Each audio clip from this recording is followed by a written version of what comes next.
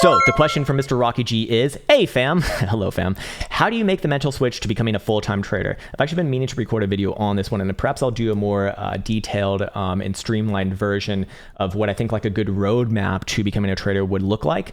And perhaps we can talk about that right here too. You go on to say, they say trading should be, who's they? Should be boring. I say that. Are you passionate about your job? Okay, so to answer your first question, how do you make the mental switch to becoming a full-time trader? Well, first things first, you just make the fucking switch. You decide what you're going to do, and then you follow the path. That's quite literally as simple as it needs to be. And I really like to get away from like more theory talk than that, because it just becomes mental masturbation in my opinion.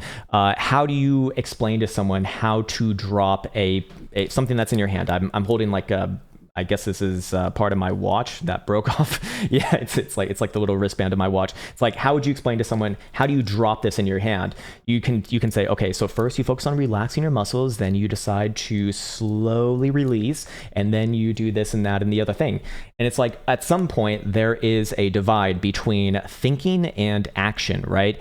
And the divide between thinking and action is there are no words for it. You just do it, and that is what you eventually just do as a full-time trader. But I suspect that your question might just be worded in a slightly different way than what my autistic brain is probably interpreting it as. And your real question is probably, what do you want to do in order to become a full-time trader, essentially? Well, like I said, I am going to record more or less a streamlined video on like what I think a good path for that would be. But the sort of short and narrow of it would be, first and foremost, you spend a lot of time in the learning phase. And in the learning phase, that means that you are testing out strategies, you're backtesting strategies, not on a real account, preferably on a demo account, or like an extremely low dollar amount on an account, like maybe $1. You know, you just put in a fucking dollar and you trade that. Because look, if you can't make money with $1, you can't make money with $1 million. Like that, it's that fucking simple.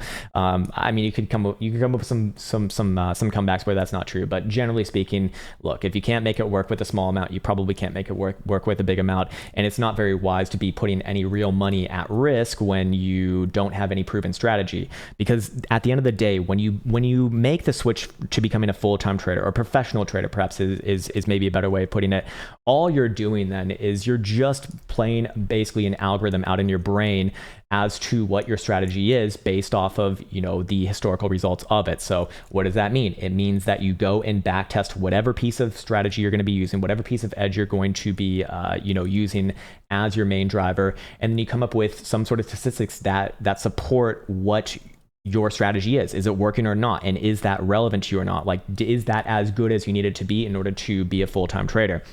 And so that can take some time. For myself, I was trading a demo account for 4 months before I ever touched a real account. And when I touched a real account, I started off very, very slow too. I mean, I started off with 1 lot. So I was an options trader. I was an options market maker authorized trader. And I started off with 1 lots.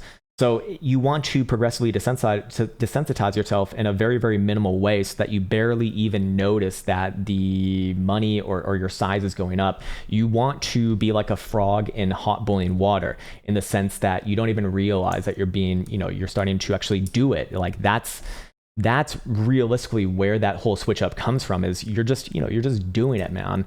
And I know that that's not too helpful, but that is what it all comes down to. We can talk about all the sort of mindset theories and whatnot, but at the end of the day, that is definitely helpful, and I've definitely got a lot of value from that myself. But mental masturbation is not going to make the switch to the action. At some point, you have to actually do the action, and that's where you do become, professional or full-time trader, however you want to say it. Anyways, they say trading should be boring. Are you passionate about your job?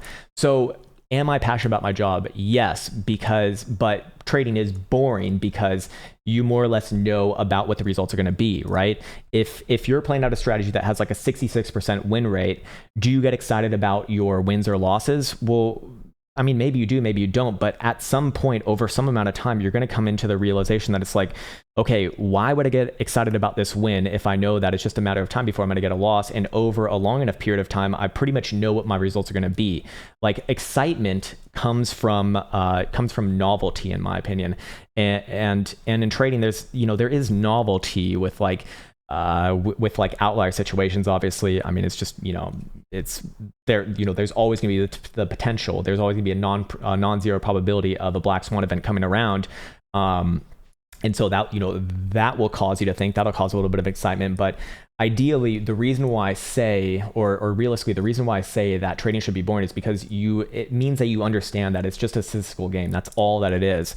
Nothing more, nothing less. And if you're feeling emotions about your trades, it can come in multiple different ways, but it'd be similar to like gambling, right? You feel people like going to Vegas and gambling because they get excited because they don't know what's going to happen, right? That's why people love the fucking lotto. That's why people love, I have to tell you this, man, because in Finland, like everywhere in all of the fucking grocery stores and shit like that, there are like gambling machines, like quite literally gambling machines. Like you fucking play a gambling game. It's insane, man. You go and check out, you go through the aisle to check out, and then right after that, there's like multiple gambling machines in every fucking store, even in like what would be similar to a 7-Eleven if you're familiar with America. And it's like everyone fucking plays them, man. You see like grandmas on these things, and they like it because they're getting excitement from it because they don't know what's going to happen because they have a relatively boring life. Perhaps, maybe I'm making an assumption right here. Anyways, my point is to bring this back full circle is like, you don't want to get your fucking excitement in that way from trading because that just shows that you haven't really worked out your plan.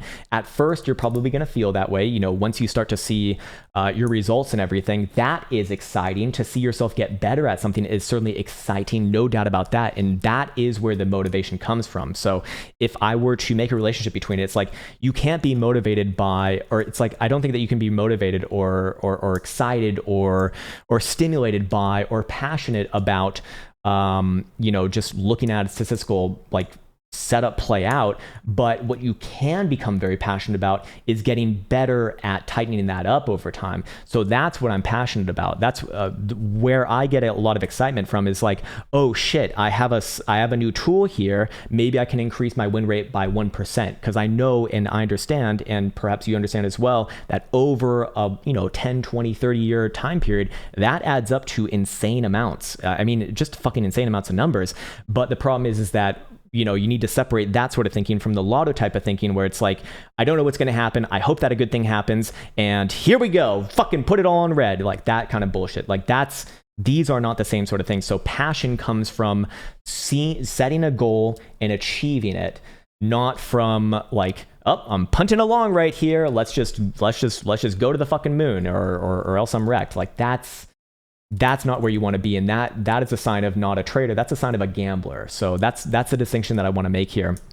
And basically, the only mental switch that you really make is that you're going to take it seriously. You're going to go through all the rigmarole of figuring out your strategy, and you'll do whatever it takes in order to get there. And that's where I think anyone has technically the potential to do it. Just most people aren't really like disciplined, and it's not that most people aren't disciplined. I think discipline is a little bit of it's almost like a bad word in our society in some cases. We're not really taught discipline any longer. So if you're not going to be disciplined, then obviously it's going to directly contradict with making that mental switch, which hopefully answered your question. Maybe I just went on a few tangents there. If so, I apologize. You can obviously comment again, and I can maybe come back at that at a different angle, but hopefully that was in some way helpful.